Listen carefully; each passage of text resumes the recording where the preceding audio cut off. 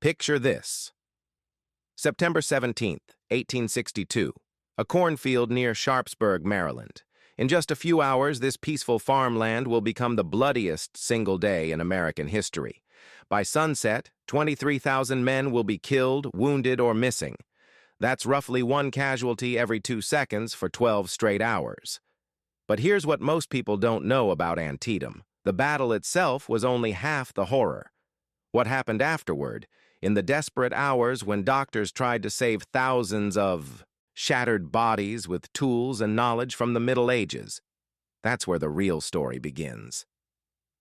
A 40-year-old woman named Clara Barton arrived at a field hospital behind the lines carrying bandages she'd collected herself. What she found was hell. Men lying in rows, screaming. Surgeons working by candlelight, their aprons soaked in blood. Piles of amputated limbs outside the surgical tents, growing higher by the hour. The Civil War killed over 600,000 Americans, but it also saved millions. More. Not during the war, but in the century that followed. Because the carnage of 1861 and 1862 forced a complete revolution in military medicine. This is the story of that revolution. Of doctors who had to invent modern battlefield care in the middle of chaos. Of nurses who defied society to save soldiers' lives. Of innovations born from desperation that we still use today. You'll discover why Civil War soldiers faced a horrifying paradox. Their weapons were modern, but their medicine was, medieval. You'll learn how a single battle, Shiloh, changed everything about how armies treat their wounded. You'll meet the woman who basically invented disaster relief in America. And you'll understand why doctors amputated so many limbs, and why that decision actually saved lives. By the end of this video, you'll never think about the Civil War the same way. Because this isn't a story about generals and tactics. It's about the moment when warfare got so terrible that medicine had no choice but to catch up. Let's start with a problem that had been building for decades and finally exploded in the summer of 1861. In 1861, American military medicine was stuck in the past, literally. The techniques army surgeons used were essentially unchanged since the Napoleonic Wars.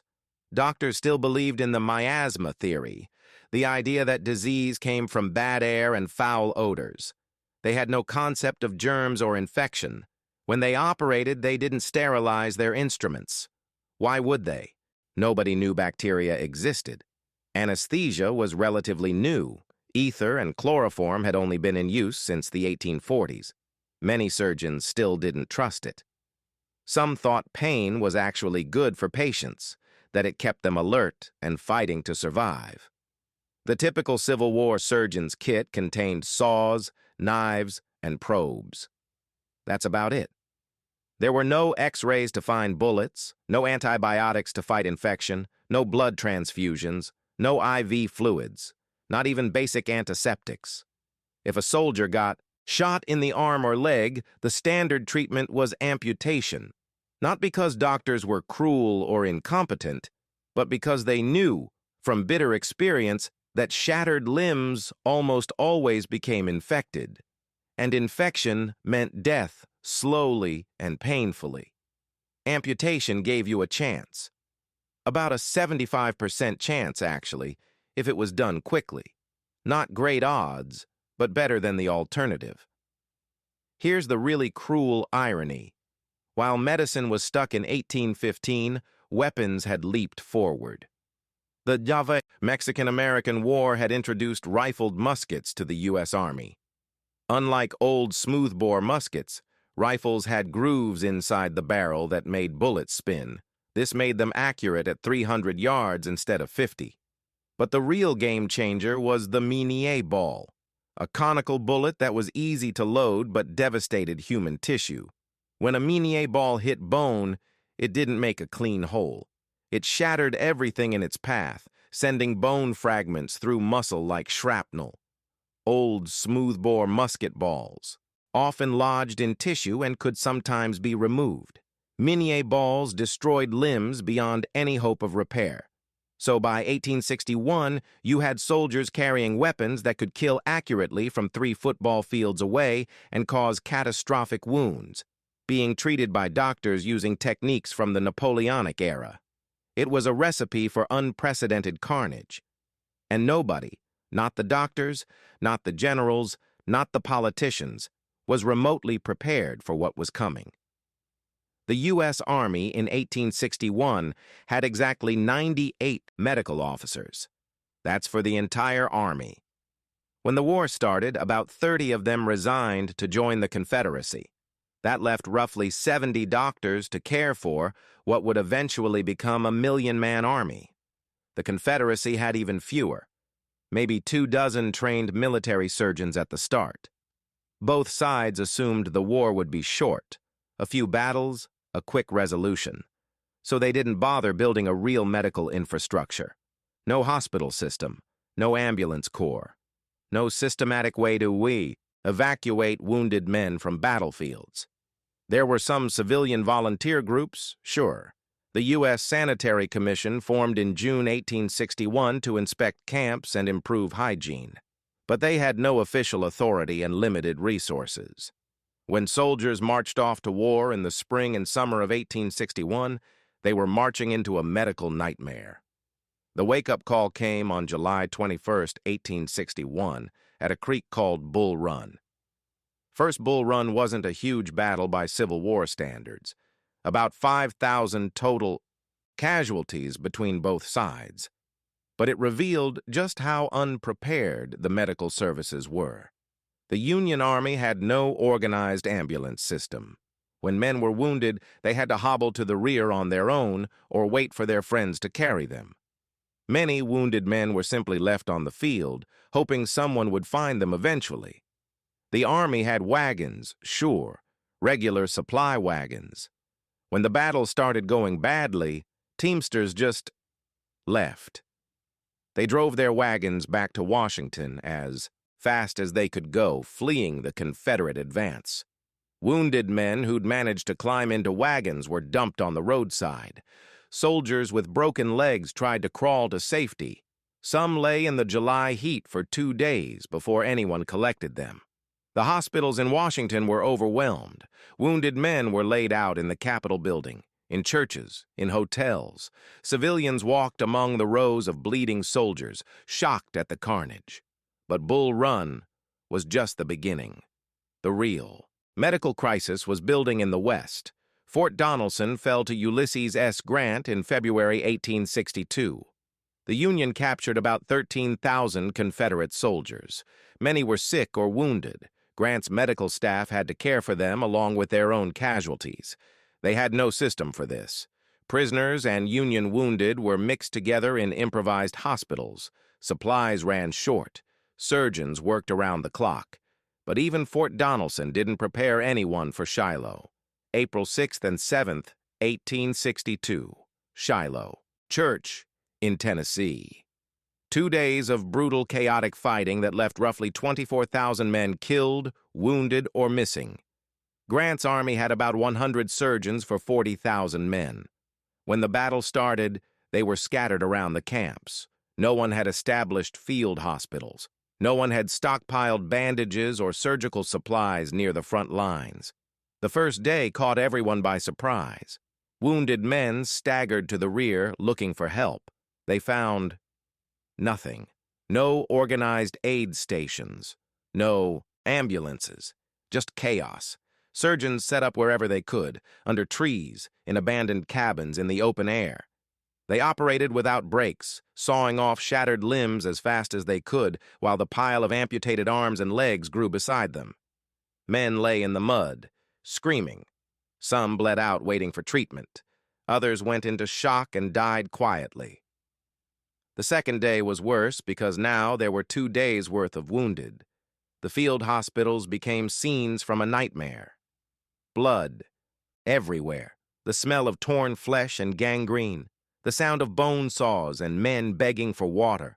One surgeon later wrote, "I worked for 3 days with almost no sleep. My apron was so stiff with dried blood I could barely move. I amputated so many limbs I lost count, and still they kept bringing more. After the battle ended, the real horror began. Thousands of wounded men had to be transported to hospitals in the rear, but there was no system, no dedicated medical transport. Riverboats were pressed into service. Wounded men were loaded onto boats meant for cargo. No beds, minimal supplies, not enough doctors or nurses. Some boats became floating hospitals of suffering, with men dying in the holds as the boats steamed slowly north. A nurse named Mary Livermore arrived at one of these hospital boats and later described it. The deck was covered with men so closely they touched each other. Many had received no treatment since being wounded. Their bandages, when they had bandages, were soaked through. The smell was overpowering. Shiloh was the moment when the North realized, we cannot keep doing this. Something has to change, now. The man who changed everything was a grumpy, brilliant surgeon named Jonathan Letterman. He wasn't at Shiloh. He was serving in the West, but reports from Tennessee reached him, and they matched his own experiences. The medical system, if you could even call it a system, was killing men who could be saved. Letterman had been thinking about this problem for years. As a young Army surgeon in the 1850s, he'd served on the frontier and seen how poorly the Army cared for sick and wounded soldiers. He knew it could be better. He just needed the authority to make it happen. He got that chance in June 1862 when he was appointed medical director of the Army of the Potomac. General George McClellan's massive army was bogged down on the Virginia Peninsula, trying to take Richmond. And it was dying. Not from Confederate bullets, from disease. If you want to subscribe to the channel, now's a good time. We cover stories like this, the parts of history that don't make it into the textbooks but completely change the world. There's a new video every week, so hit that subscribe button and you won't miss them. Now, back to how disease nearly destroyed the Union Army. The Peninsula Campaign of 1862 was a medical catastrophe. McClellan's 100,000-man army was camped in the swamps and lowlands around Richmond during the hottest, wettest summer in years. The conditions were perfect for mosquitoes, which meant malaria. And the sanitation was terrible, men drinking from the same streams they used as latrines, which meant typhoid fever and dysentery. By July, more than 25% of McClellan's army was sick. Not wounded in battle, sick. Malaria, typhoid, dysentery, pneumonia. The hospitals were overflowing with men wasting away from diseases that bullets hadn't caused. One surgeon wrote, "We have more men in hospital from sickness than we've lost. In all the fighting. If this continues, the army will simply dissolve." The problem wasn't just disease, it was how the army dealt with it. Sick men stayed with their units until they literally couldn't walk. Then they'd be sent to a regimental hospital, usually just a tent with a few cots. If they got worse, they'd be sent to a brigade hospital, then maybe a division hospital, then finally to a general hospital in the rear. Each transfer took days. Each hospital was under a different command, with different standards. There was no coordination, no standardization of care. Letterman looked at this mess and realized, the entire system has to be rebuilt from the ground up. He started with ambulances. Before Letterman, ambulances were just whatever wagons happened to be available, driven by whoever the quartermaster could spare. Usually, these were the worst teamsters in the Army, men nobody else wanted. Letterman created a dedicated ambulance corps, specific wagons designed to carry wounded men, trained drivers and stretcher bearers who were exempt from combat duty. Their only job was evacuating casualties. Every regiment got 3 ambulances. Every division got an ambulance captain who coordinated evacuation. The whole thing operated under medical command, not the quartermaster. Next, field hospitals. Letterman standardized them. Every division would establish a field hospital a mile or 2 behind the lines. It would be clearly marked. It would have specific supplies, and it would operate according to written protocols. Surgeons were organized into teams. One surgeon to evaluate incoming wounded and decide priority, who needed immediate surgery, who could wait, who was beyond help. This is called triage, and Letterman didn't invent it, but he was the first to systematize it in the American military. Other surgeons handled operations. Others managed post-operative care, division of labor, just like a factory. Letterman also created a standardized supply table. Every field hospital had the same instruments, the same medicines, the same bandages. No more hoping the right supplies would show up. He tackled hygiene. Camps had to be laid out with kitchens upwind from latrines. Water sources had to be clean. Sick men had to be isolated from healthy ones. Remember, he didn't know about germs. Nobody did in 1862. But Letterman knew empirically that cleaner camps had fewer sick men, so he enforced cleanliness. Did it work? The test came in September 1862. A cornfield in Maryland. The bloodiest day in American history. Antietam, September 17, 1862. Letterman's new system faced its first real test. The Army of the Potomac had about 75,000 men engaged at Antietam. By the end of the day, more than 12,000 were casualties. The Confederates suffered almost as badly, about 10,000 killed and wounded. But this time, the Union medical system didn't collapse. Letterman's ambulance corps swung into action. Trained stretcher bearers moved forward during lulls. In the fighting, collecting wounded men and loading them into dedicated ambulances. The ambulances knew exactly where to go, to division field hospitals that were already set up and waiting. At the field hospitals, surgeons triaged incoming wounded. Men with minor injuries were bandaged and sent to the rear. Men with severe but survivable wounds went immediately to surgery. Men who were dying were made comfortable, given morphine if available, and placed aside. It sounds cold. It is cold. But it saved lives. Before Letterman's system, surgeons would work on whoever arrived first or whoever screamed loudest. Sometimes they'd spend an hour trying to save a man who was going to die anyway, while men who could be saved bled out waiting. Triage meant the men most likely to survive got help first. It wasn't fair to individuals, but it saved more lives overall. The surgical teams worked with brutal efficiency. An experienced surgeon could amputate a limb in less than 10 minutes. Speed was critical. The faster the operation, the less blood loss, the less shock, the better the survival rate. People often ask, why so many amputations? Why didn't they just remove the bullet and stitch it up? Because a shattered limb couldn't heal. The Minié ball destroyed bone and tissue so completely that there was no chance of recovery. And without antibiotics, any significant wound almost always became infected. An infected wound meant gangrene. Gangrene meant death, usually within a week, and it was agonizing. The flesh would literally rot while you were still alive. The smell was so terrible that other patients begged to be moved away from gangrene victims. Amputation, cutting away the destroyed tissue before infection set in, was the only treatment that worked. And it did work. About 75% of soldiers who had limbs amputated survived. That's not great by modern standards, but in 1862, it was the best option available. At Antietam, Letterman's system processed thousands of wounded men in a matter of hours. The ambulances kept running. The field hospitals kept operating. Supplies held out because they'd been pre-positioned.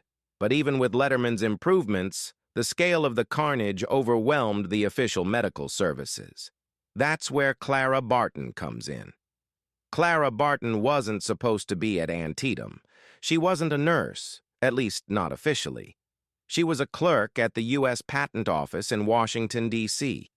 But when the war started, she couldn't just sit behind a desk.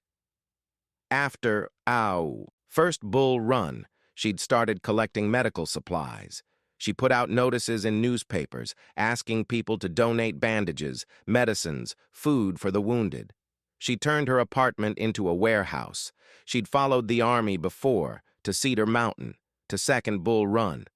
She'd shown up at field hospitals with wagons full of supplies and just started helping, bandaging wounds, giving men water, holding their hands while surgeons operated. The army doctors didn't know what to make of her at first. Women weren't supposed to be on battlefields, but Barton didn't care about supposed to. She cared about saving lives. At Antietam, she arrived at a field hospital while the battle was still raging. A surgeon later wrote about her arrival. A wagon pulled up, and this woman climbed down, looking completely out of place in her dark dress. Then she started unloading supplies, bandages, chloroform, food, things we desperately needed but hadn't been able to get. She didn't ask permission. She just started working. Barton spent the entire day at the field hospital. She assisted surgeons. She comforted dying men. At one point, a bullet tore through her sleeve and killed the man she was treating. She didn't stop working.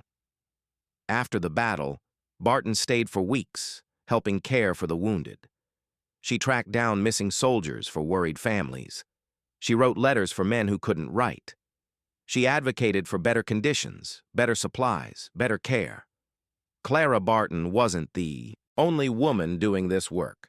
Dorothea Dix organized Army nurses. Mary Ann Bickerdike ran field hospitals in the West. Thousands of women served as nurses, both professionally and as volunteers. But Barton became the symbol of battlefield medical care. She was fearless, she was tireless, and she understood something that would define her entire life. You can't wait for bureaucracy to save lives. Sometimes you just have to show up and do the work yourself. After the war, Barton would go on to found the American Red Cross, bringing the lessons of Civil War battlefield care to disasters worldwide. But that's a story for another time. The innovations continued through late 1862 and into 1863. Letterman kept refining his system. The ambulance corps got better. Field hospitals became more efficient. More women joined the nursing corps despite social disapproval. New medicines appeared. Quinine for malaria, better anesthetics, improved surgical instruments. Still primitive by our standards, but better than what they'd had in 1861. Doctors learned through trial and error. They noticed that wounds washed with clean water healed better than unwashed wounds. They didn't know why. The germ theory of disease wouldn't be widely accepted until the 1880s, but they knew it worked. They learned that men who got to surgery quickly survived more often, that clean hospitals had fewer deaths, that some wounds could be treated conservatively without amputation, if caught early enough. Every battle was a horrible classroom, and the lessons were written in blood. If you found this story fascinating, consider dropping a like on the video. It genuinely helps more people discover these untold chapters of history. And we're just getting to the most important part, how all this suffering actually changed the world. So what did all this mean? What came out of these years of horror? The Civil War transformed military medicine from a medieval afterthought into a modern, systematic practice. The innovations developed between 1861 and 1862 became the foundation for how every modern military treats its wounded. Letterman's ambulance corps became the model for every army in the world.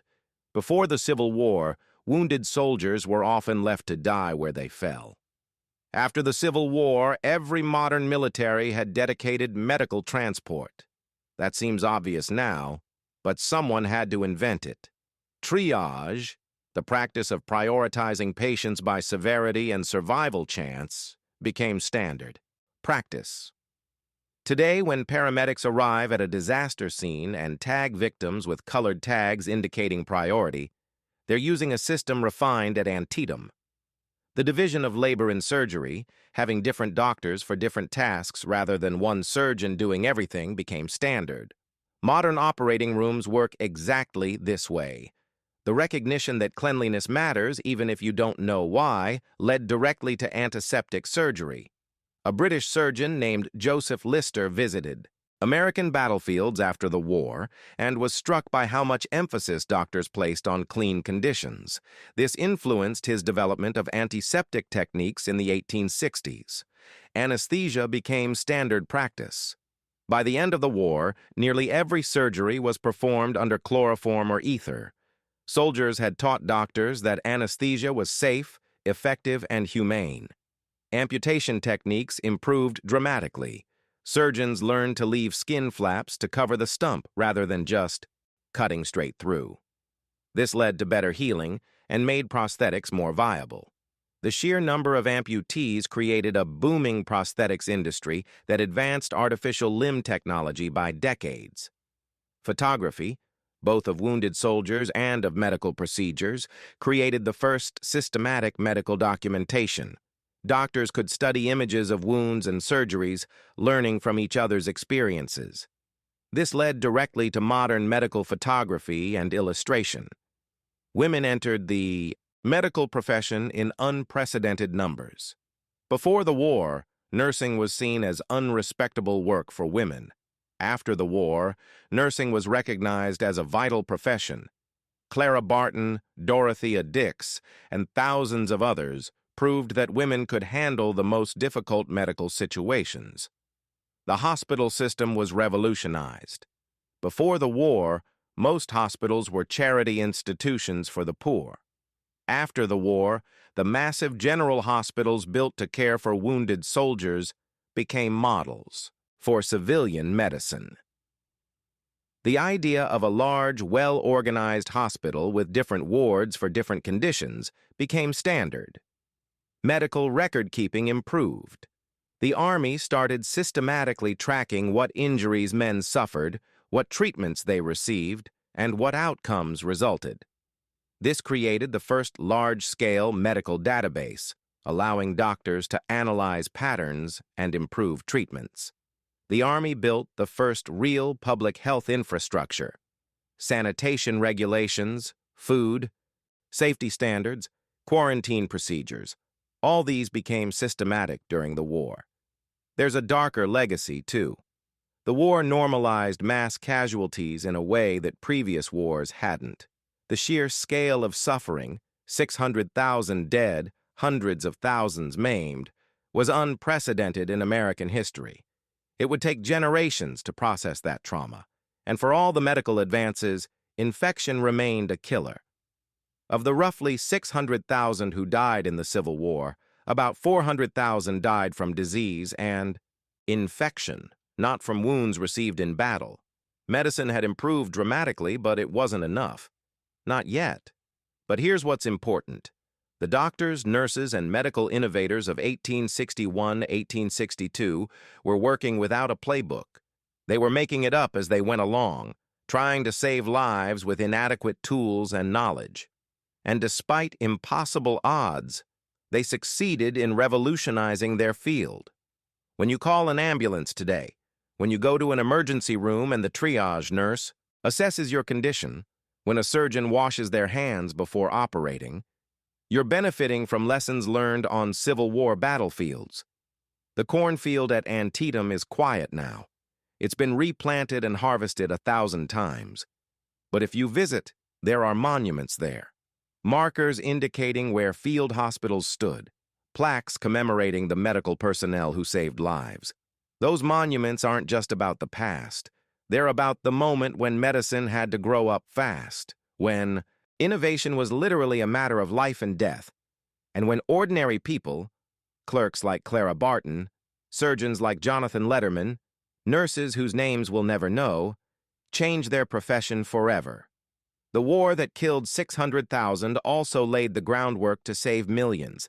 That's a complicated legacy, but it's one worth understanding, because the next time you see an ambulance racing to save someone's life, you're watching the legacy of Shiloh and Antietam in action. And that's the story of how the Civil War changed medicine forever. If you made it this far, thank you. These deep dives take serious research and production time, and knowing people actually watch them all the way through makes it worthwhile. If you enjoyed this, subscribe for more untold stories from history. We release new videos every week on the parts of the past that textbooks skip over. Drop a comment. Did you know about Clara Barton's role at Antietam? What other Civil War medical innovations should we cover? There's so much more to this story. The psychiatric casualties, the prosthetics revolution, the birth of modern nursing. Until next time, take care of yourselves, and maybe thank a medical professional today. They're continuing a tradition that started in cornfields and under canvas tents, saving lives against impossible odds.